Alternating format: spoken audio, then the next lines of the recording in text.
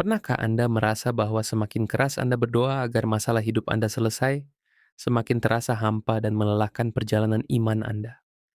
Kita seringkali terjebak dalam rutinitas beragama yang hanya fokus pada diri sendiri. Hari ini mari kita merenungkan sebuah esensi kebenaran yang sangat radikal dari pesan pendeta Erastus Sabdono. Kalau firman Tuhan mengatakan kecaplah dan lihatlah betapa baiknya Tuhan, ia tidak pernah bisa mengecap Tuhan.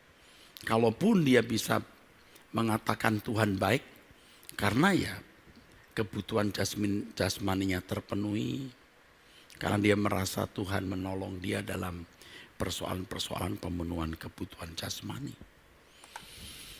Kalau kita menjadikan Tuhan satu-satunya kebutuhan, akhirnya Tuhan menjadi satu-satunya persoalan kita. Persoalan kita bukan sakit penyakit, persoalan kita ya, bukan lagi jodoh, bukan lagi pekerjaan. Persoalan kita hanya satu, Tuhan.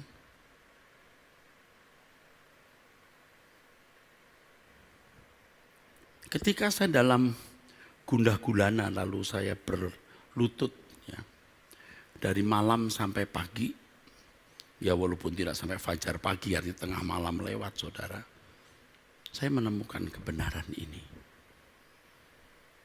Dan dari kebenaran yang saya temukan, saya mulai bisa berbicara. Dan itu pertama kalinya saya bicara, Tuhan Engkau satu-satunya masalahku. Engkau satu-satunya problemku. Nah saudara akan tanya, masa sih Tuhan jadi masalah? Iya, Tuhan jadi masalah. Tuhan jadi problem dalam hidupku. Tidak ada problem lain. Apakah jodoh, apakah ekonomi, atau masalah yang lain. Termasuk kekecewaan di dalam hati saya ketika saya berlutut lalu saya berkata, Tuhan kok saya merasa bahwa hasil pelayananku belum memuaskan.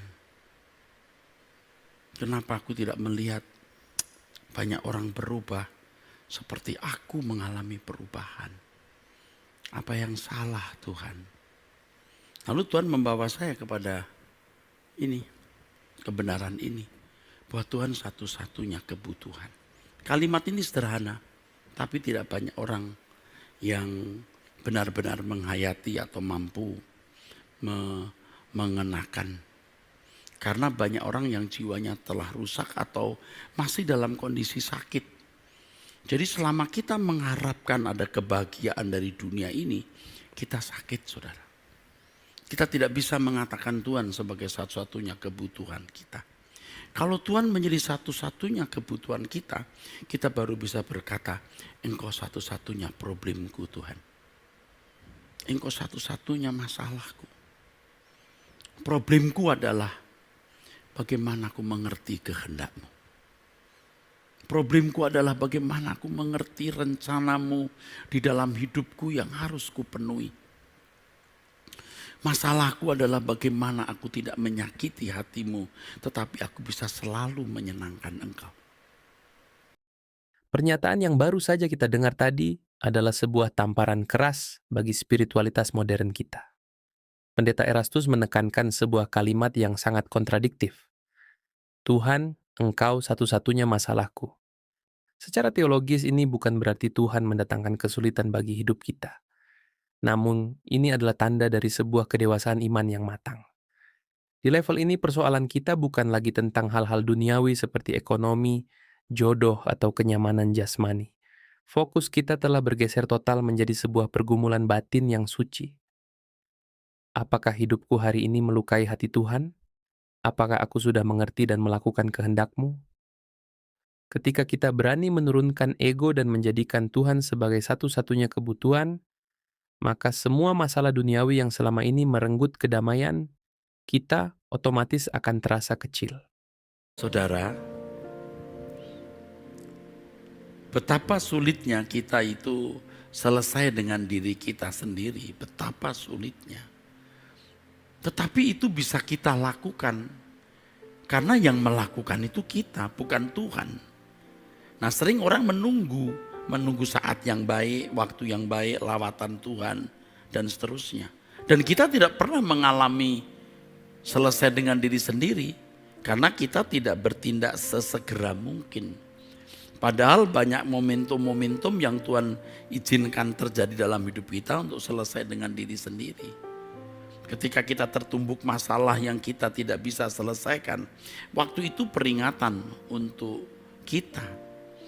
Ya, ketika kita menghadapi satu masalah yang kita sudah, ya istilahnya itu kita sudah tidak bisa menyelesaikannya sendiri ya.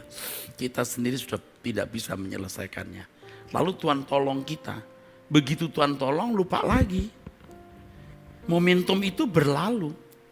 Ya saya sudah perhatikan orang-orang begitu. Entah masalah sakit, entah masalah ekonomi, entah masalah polisi, masalah hukum. Ketika sudah lewat itu lupa. Padahal pada waktu dia diberi Tuhan kesempatan bertemu dengan masalah itu, mestinya dia sadar itu kesempatan untuk menyelesaikan, untuk selesai dengan diri sendiri. Ya Tuhan, aku sekarang menyerah kepadamu. Mesti begitu. Begitu selesai, bisa lewati masalah itu, udah dia tarik lagi hidupnya. Padahal ketika menghadapi masalah di mana dia putus asa, dia berkata, aku serahkan hidupku kepadamu Tuhan. Begitu masalah yang berat dia lalui, udah dia tarik kembali itu. Aduh saya sedih saudaraku. Aduh saya tidak tahu bagaimana bicara kepada saudara. Dunia ini akan berlalu saudara. Aduh, dunia ini akan berlalu. Kita pun bisa mati setiap saat. Jangan gaduh dengan masalah-masalah apapun. Jangan gaduh dengan masalah apapun. Sekalipun dagingku, hatiku habis lenyap, gunung batuku tetaplah Allah selama-lamanya. Itu maksudnya. Mendengar penuturan tadi, ada rasa sedih yang mendalam karena disadari atau tidak, itulah cerminan hidup kita sehari-hari. Kita seringkali memperlakukan Tuhan seperti fasilitator darurat. Di masa-masa sulit saat terdesak ekonomi, sakit, atau menghadapi masalah hukum, kita berlutut hancur hati dan berkata, Tuhan, aku serahkan seluruh hidupku. Namun tragisnya, begitu keadaan kembali aman, kita mengalami amnesia rohani. Kita mengambil kembali kendali hidup, menarik komitmen itu, dan kembali berjalan menuruti keinginan daging. Disinilah pentingnya konsep selesai dengan diri sendiri.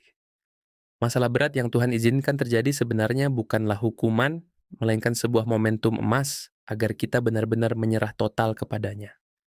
Ketika Tuhan menolong kita keluar dari masalah, tujuannya bukan agar kita bisa kembali menikmati dunia dengan bebas, melainkan agar sisa hidup kita sepenuhnya digunakan untuk kepentingan kerajaannya. Kalau boleh sih, saya setengah memaksa saudara ya. Ayo jangan merasa punya persoalan. Walaupun persoalan kita sebenarnya banyak, tapi jangan tersandera, jangan terbelenggu, jangan terikat oleh masalah-masalah. Kita jalani, kita harus hadapi dengan tanggung jawab. Tetapi masalah kita hanya satu. Bagaimana mengerti kehendak Allah untuk kita lakukan. Bagaimana mengerti rencananya untuk kita penuhi. Bagaimana tidak melukai hatinya. Wah, harus mencari Tuhan saudara. Harus menemukan Tuhan saudara. Ya, terutama kalau saya berkhotbah. Sorry, saya tidak memiliki bahan yang lain. Ini bahannya. Berkemas-kemas. Kita pulang ke surga dalam keadaan berkenan kepada Tuhan. Tidak ada yang lain yang kita mau capai. Tidak ada hal yang lain yang kita mau gumuli kecuali suatu hari kita bertemu dengan Tuhan dan kita dalam keadaan berkenan di hadapannya. Melalui analogi berkemas-kemas yang sangat kuat ini, kita diingatkan pada satu realitas mutlak.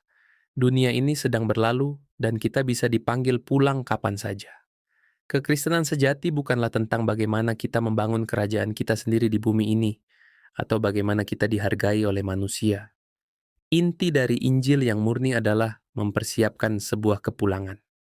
Berkemas-kemas berarti kita mulai menyortir hidup kita, membuang segala dendam, ambisi pribadi yang egois, rasa ingin dipuji, dan ketakutan-ketakutan duniawi, Kita tidak boleh lagi menjadi orang percaya yang setengah-setengah.